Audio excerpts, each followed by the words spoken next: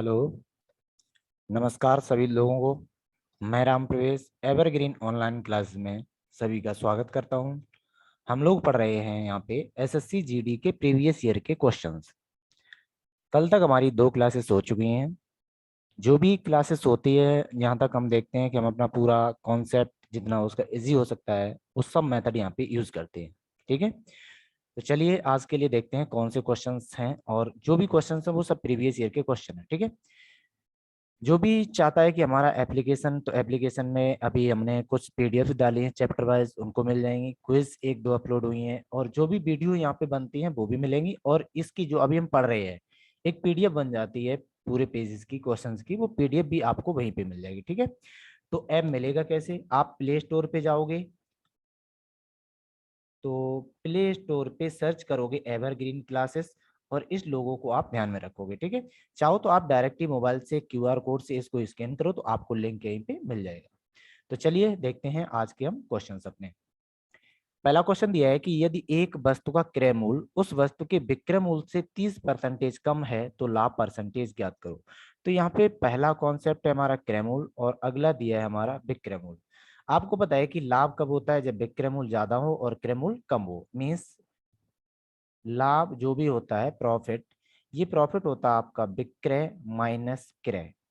ठीक है, ये होता है। तो अभी मुझे क्या करना है, क्वेश्चन के अकॉर्डिंग चलना है। तो क्वेश्चन में लिखा है कि जो आपका क्रय मूल्य है वो 30% कम है। इसका मतलब है कि अगर हम विक्रय मूल्य को थोड़ी देर के लिए 100 ले लें तो ये 30 कम मतलब कितना हो जाएगा? आपका 70 हो जाएगा। यहाँ तक कोई प्रॉब्लम नहीं होनी चाहिए। तो यहाँ से अब कह रहा है कि अगर क्रय मूल्य हमारा 70 है और विक्रय मूल्य 100 है तो प्रॉफिट कितना है? तो जो प्रॉफिट होता है वो विक्रय मूल्य माइनस क्रय मूल्य मीन्स 100 माइनस 70 हो जाएगा। तो यहाँ से जो प्रॉफिट है वो कितना आएगा? आपका 30 यूनिट। तो अब मुझे प्रॉफिट परसेंटेज चाहिए। तो प्रॉफिट परसेंटेज होता है आपका प्रॉफिट जो भी आया डिवाइडेड बाई सीपी। तो यहाँ पे कितना आपका 100 वो 70 मल्टीप्लाई बाई 100। तो 0 से 0 जाएगा और वैल्यू हो जाएगी आपकी 300 डिवाइडेड बाई 7। तो इससे अगर भाग लगाओगे तो दो 370 से 7 से भाग लगाओगे 30 में, तो 7 4 28 बचे 2, 7 दूनी 14। तो जो भी वैल्यू होने वाली है वो किस में होने वाली है? हमारी क्वांटम में होने वाली है। तो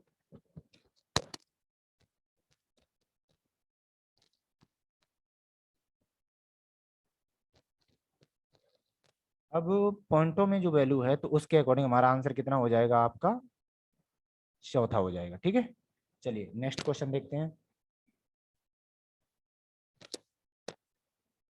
नेक्स्ट क्वेश्चन दिया है आपको, एक लंब वृत्तीय बेलन की ऊंचाई 16 सेंटीमीटर है। यदि इसके आधार का व्यास 3.5 सेंटीमीटर है तो बेलन का आयतन क्या होगा? तो देखो बेलन होता कैसा है पहले ये देख लेते हैं। तो शेप और बेलन, ठीक है, ये होता है सिलेंडर। तो इसमें क्या दिया है आपको? केवल और केवल आपको दिया गया है इसकी त्रिज्या। तो त्रिज्या ले लेते हैं हम। त्रिज्या नहीं दी, पूरा व्यास दिया है। ठीक है, यहाँ से लेके यहाँ तक। और कितना दिया है? 3.5। तो जो त्रिज्या होगी वो 3.5 की हाफ हो जाएगी।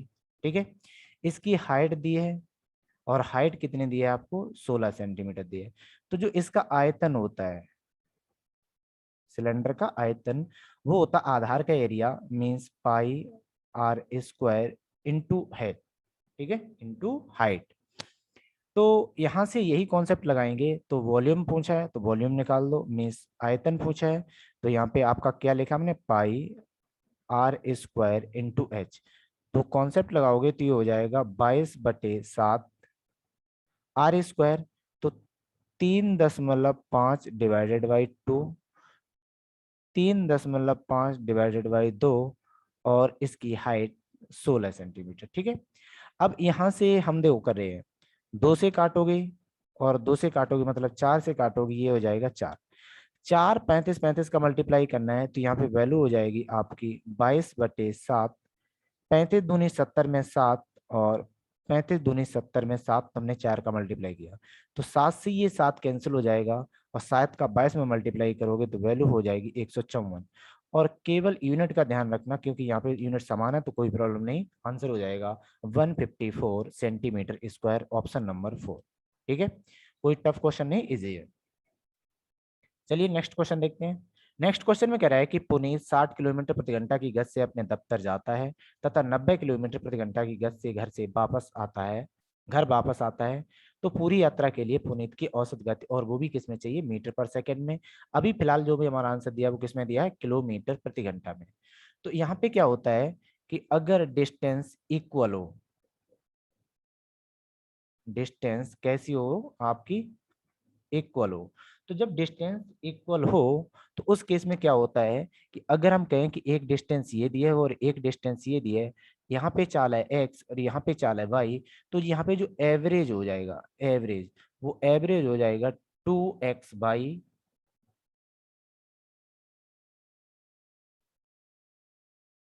2x divided by x plus by. Okay, तो यही एवरेज का कॉन्सेप्ट यहाँ पे लगाना है क्योंकि जितना गया है उतना ही वापस आया है। तो बोथ कंडीशन में अगर देखा जाए तो डिस्टेंस कैसी है, इक्वल है। इक्वल है तो जो हमारा एवरेज हो जाएगा वो एवरेज इक्वल होगा आपका 2 × 60 × 90 divided by summation of speed में चालों का योग चाहिए तो मतलब 150। तो 0 से जाएगा 0, 15 से जाएगा ये 6 बार, 6 6 36 और 2 72। अब यहाँ पे देखो 72 भी है तो आप डायरेक्ट 72 मत लगा देना क्योंकि जो हमारा आंसर आया वो किलोमीटर पर हॉवर में आया है। कितने में आया, किलोमीटर पर हॉवर में। इसका मतलब है कि अभी आपको एक और कॉन्सेप्ट लगाना है, मीटर पर सेकंड में जाना है। तो जो मीटर पर सेकंड होता है ये क्या होता है कि 1 किलोमीटर पर हॉवर जो भी स्पीड है इसमें आपको मल्टीप्लाई करना पड़ेगा 5/18 का। किसका मल्टीप्लाई करना पड़ेगा, 5/18 का। तो अगर हम 5/18 का मल्टीप्लाई करेंगे और वो भी किस में, 72 में, तो वैल्यू हो जाएगी 5/18, 18 4 72 और 4 पंचे 20। तो इसका मतलब है कि जो 72 किलोमीटर है वो आपका मीटर पर सेकंड में कितना होने वाला है, 20 होने वाला। तो राइट आंसर आपका 20 होगा, न कि 72। ठीक है, ओके। उम्मीद करते हैं ये क्वेश्चन समझ में आ गया हो क्योंकि नॉर्मली है, आपको ये लगाना है आपका कि अगर डिस्टेंस इक्वल हो तो एवरेज ये आएगा। अब यहीं पे अगर हम लिख दें कि मान लो 3 डिस्टेंस इक्वल हो, तीनों डिस्टेंस कैसी हो, इक्वल, और एक में चाल x, एक में y, एक में z हो, तो जो एवरेज स्पीड हो जाएगी वो एवरेज स्पीड हो जाएगी 3x/z divided by x/y plus y/z plus xz।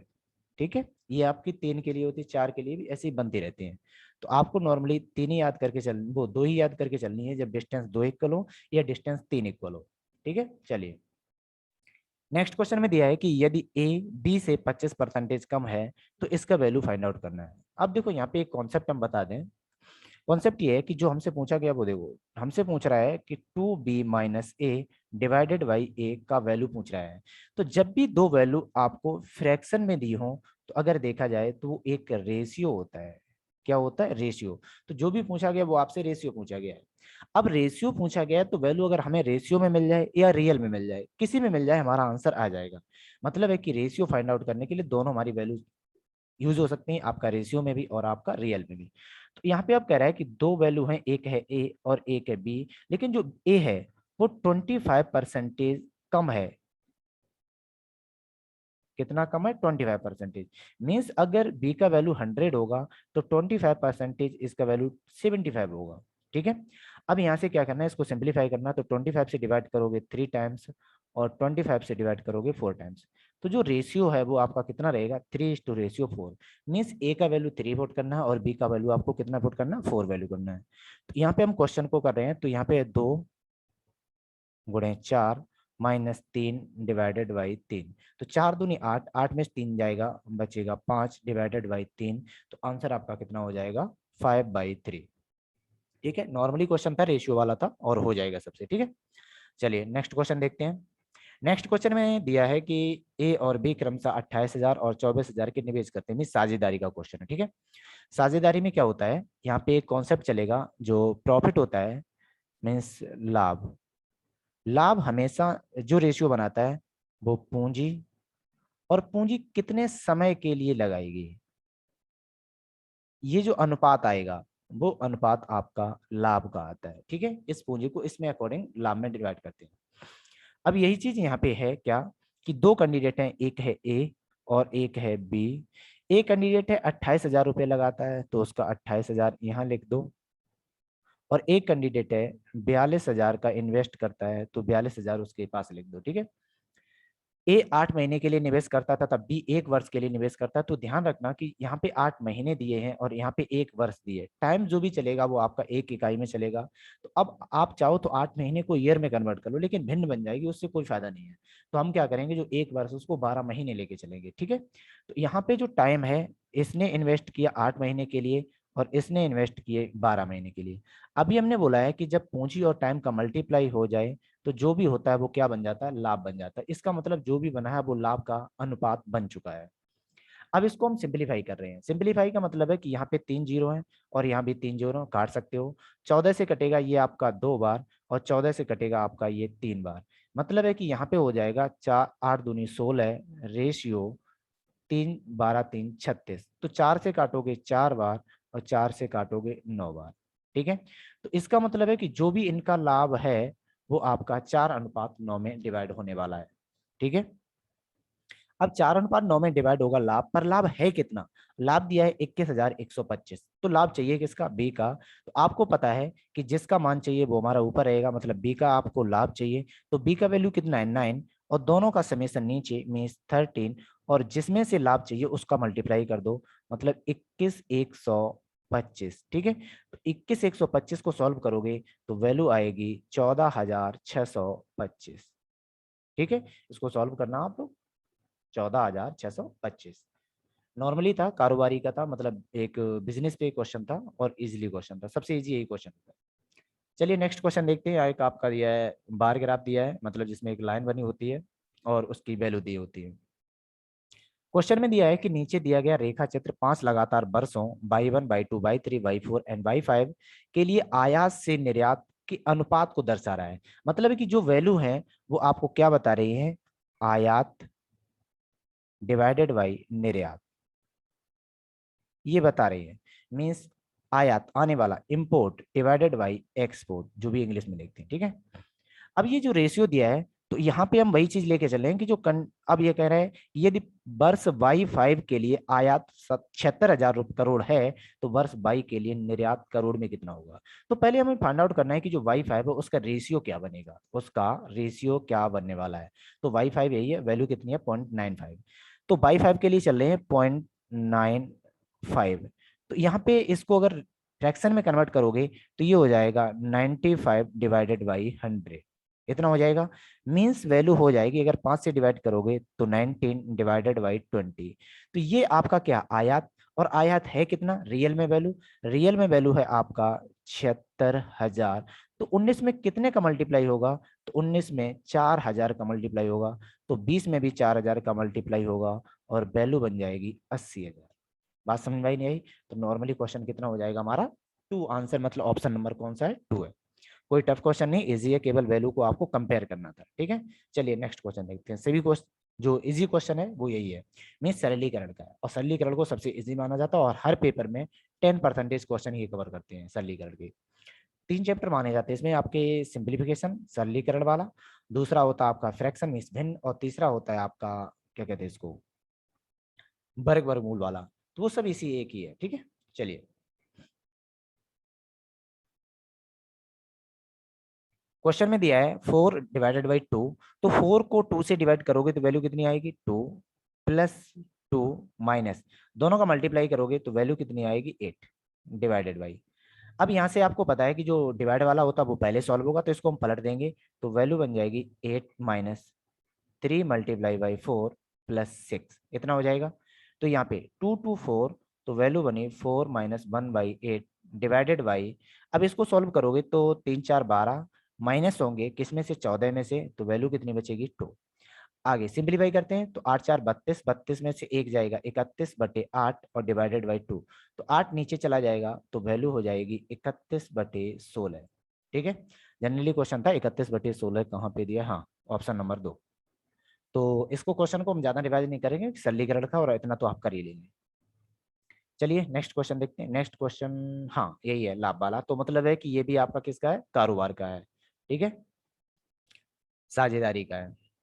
अब इसमें क्या दिया है, तीन कैंडिडेट हैं, सुमित, रवि और पुनीत। तो तीन कैंडिडेट हैं, सुमित, रवि और पुनीत, ठीक है। एक कैंडिडेट है वो 45,000 रुपये लगाता है, तो उसका 45,000 लगा दो। एक कैंडिडेट है 81,000 रुपये लगाते हैं, तो इसका 81,000 लगा दो। एक कैंडिडेट है 90,000 पूरा इन्वेस्ट करता है, तो 90,000 रुपये लगा दो। अब यहाँ पे कह रहा है कि निवेश करते हैं और वर्ष के अंत में कुल 4800 रुपये का लाभ होता है। क्या है यहाँ पे आपको टाइम दिया, नहीं दिया, तो इसको हम मान के चलते हैं कि इन्होंने शुरुआत एक साथ की है और अंत भी एक साथ किया है। इसका मतलब है कि इनके द्वारा लिया गया समय भी इक्वल होगा। तो जब समय इक्वल हो तो यहाँ पे देखो कुछ भी आप मल्टीप्लाई कर सकते हो। तो जो समय इक्वल होता है तो जो पूंजी है उसी को हम लाभ का रेशियो मान लेते हैं, क्योंकि टाइम आपका आप जो भी मल्टीप्लाई करोगे वो डिवाइड हो जाएगा। अब इसको हम करें सॉल्व, तो आपको पता है कि 3 जीरो इसमें है, 3 जीरो इसमें है और 3 जीरो इसमें है, ये कैंसिल आउट हो जाएंगे। और 9 से और डिवाइड होगा तो 9 5 45, 9 9 81 और एक जीरो और होगा इसका, 9 धाम 90। तो जो रेशियो बनेगा वो रेशियो बनना चाहिए 5:9:10, मतलब ये आपका पूंजी का रेशियो होगा, ठीक है। अब यहाँ पे एक कॉन्सेप्ट इन्होंने दिया है कि जो लाभ है 4800, उसका 30% वो चैरिटी में दे देते हैं। तो चैरिटी में दे जाते हैं उसको, तो लाभ में बटना बनी, लाभ में बटेगा क्या, जो बचा। तो उनका जो शेष लाभ है वो है कितना, तो बचे मतलब जो लाभ है उसका 70% ही वो यूज करते हैं, मींस इतनी वैल्यू यूज करते हैं। तो जीरो से जीरो, जीरो से जीरो, और वैल्यू हो जाएगी 48 मल्टीप्लाई बाई 7। इस पूंजी को हम लाभ मान के चलेंगे और इसी को आपको डिवाइड करना है, मतलब अलग अलग बांटना है। शेष लाभ उनके बीच बांटा जाता है। तो सुमित का लाभ मतलब पहला कैंडिडेट 5। तो यहाँ पे सुमित का मुझे क्या चाहिए, प्रॉफिट चाहिए। तो सुमित का है कितना, 5, टोटल कितना है 24 मल्टीप्लाई बाई 48 मल्टीप्लाई बाई 7। तो 24 से जाएगा ये 2 और 5 दूनी 10, वैल्यू कितनी हो जाएगी आपकी, कहीं पे एरर हुई है,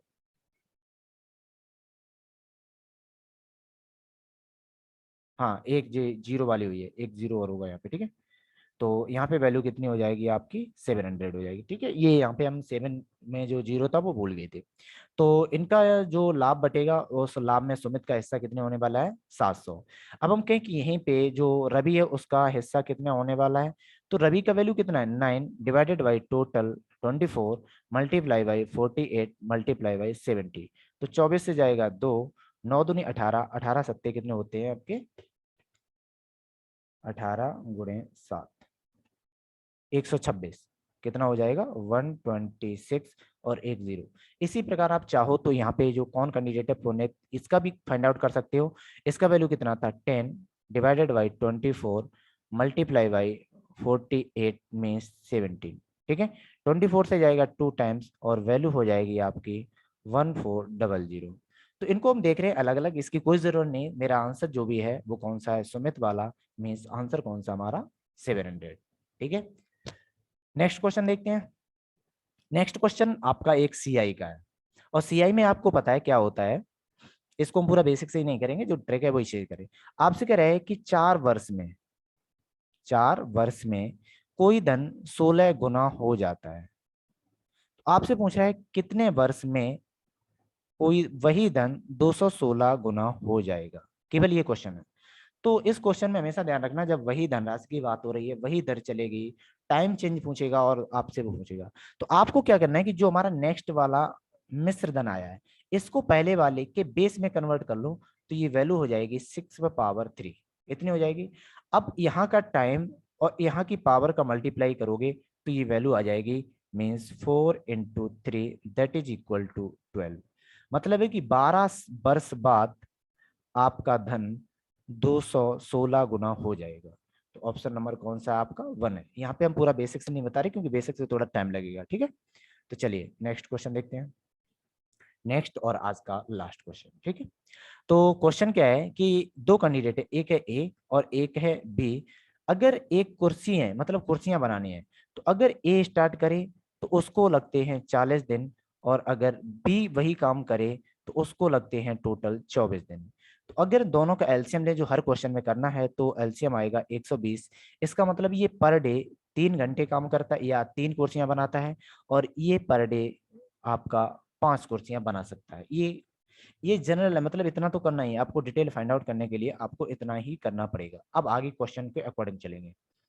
क्वेश्चन में कह रहा है कि ए तथा बी बारी बारी से एक एक दिन कार्य करते हैं तथा ए पहले दिन कार्य करता है। मीन्स पहले दिन ए आया, काम करके चला जाएगा, फिर बी आएगा, काम करके चला जाएगा, तो अगले दिन फिर ए आएगा, काम करके चला जाएगा, और ये आपका प्रोसेस हमेशा चलता रहेगा। तो ये जो रिपीटेशन होता है वो कब से होता है, दो लोगों मतलब 2 दिन के बाद ये रिपीटेशन हो जाता है। तो पहले दिन जब ए आया तो इसने कितना काम किया, इतना वो अपने अकॉर्डिंग काम करेगा, तो ये एक दिन में 3 यूनिट काम कर पाता है, और बी कितना काम कर पाता, 5, तो 2 दिन लगे। टाइम कितना लगा, 2 दिन। और 2 दिन में देखा जाए तो काम कितना हो चुका, 8। यहाँ तक कोई प्रॉब्लम नहीं होगी। अब जो काम है उसी से मतलब होता है, टोटल काम कितना 120, 2 दिन में हो कितना पाया, 8। तो 8 में कितने का मल्टीप्लाई कर दें कि आपको 120 मिले, तो 8 में 120 में बनाने के लिए आपको 15 का मल्टीप्लाई होगा। अगर 15 का यहाँ होगा तो 15 का यहाँ होगा, तो पूरी इक्वेशन मैंने 15 का मल्टीप्लाई किया। तो इसका मतलब है 30 दिन में टोटल 120 काम आप करवा लोगे। ठीक है, और 120 काम ही करवाना है, तो इसका मतलब टाइम कितना लगेगा आपको, 30 दिन लगेंगे जब बारी बारी से काम करेंगे। अब यहीं पे क्वेश्चन पूछा जाए, यहीं पे, कि अगर काम की शुरुआत बी करे तो क्या होगा। कोई बात नहीं, अगर बी करेगा तो अगले दिन ए आएगा, फिर बी आएगा, फिर ए आएगा, और ये रिपीट होगा, फिर 2 दिन के बाद रिपीट हुआ। तो 2 दिन में काम हुआ कितना, अगेन 8 ही होगा। इसको भी आपको 120 बनाना है, तो कितने का मल्टीप्लाई करोगे, 15 का। तो 15 दूनी 30 दिन, और टोटल टाइम हो जाएगा आपका 120। तो चाहे तो शुरुआत ए से करवाओ, चाहे शुरुआत बी से करवाओ, टाइम आपको 100 मतलब 30 दिन ही लगने वाले हैं। ठीक है, तो ये थे आज के लिए क्वेश्चन, और ये क्वेश्चन सब एसएससी जीडी के आपके प्रीवियस ईयर के क्वेश्चन है। अगर ये आपको वीडियो पसंद आती है तो लाइक करना ना भूलें, कम से कम लाइक तो कर ही सकते हैं, चाहे आप सब्सक्राइब हो चाहे आप सब्सक्राइब ना हो, इससे कोई लेना देना नहीं होता है। वो एक टीचर की मेहनत के लिए कुछ भी रिव्यू होता है। ठीक है, आपको अच्छी लगी हो तो लाइक जरूर करें, नहीं है तो लाइक डिसलाइक करें, और कमेंट में भी लिखें कि आपको डिसलाइक करने में मतलब क्यों की। ठीक है, अगर आप इस चैनल पे पहली बार हैं तो सब्सक्राइब जरूर कर लें, और सब्सक्राइब करने के बाद यहाँ पे एक बेल आइकन होगा, तो बेल आइकन को प्रेस करेंगे। उसके बाद जो बहुत ज़रूरी है, और हो सकता है कि आपके लिए न जरूरी हो, पर हमारे लिए बहुत ज़रूरी होता है, कि अगर आपको ये वीडियो पसंद आ रही है तो आपका रिलेटिव, दोस्त, फ्रेंड जो भी हो, और चाहता है कि वो मैथ पढ़ना चाहे, तो आप उसको शेयर जरूर करें। ठीक है, ये थे हमारे क्वेश्चन, तो आज के लिए बहुत बहुत धन्यवाद।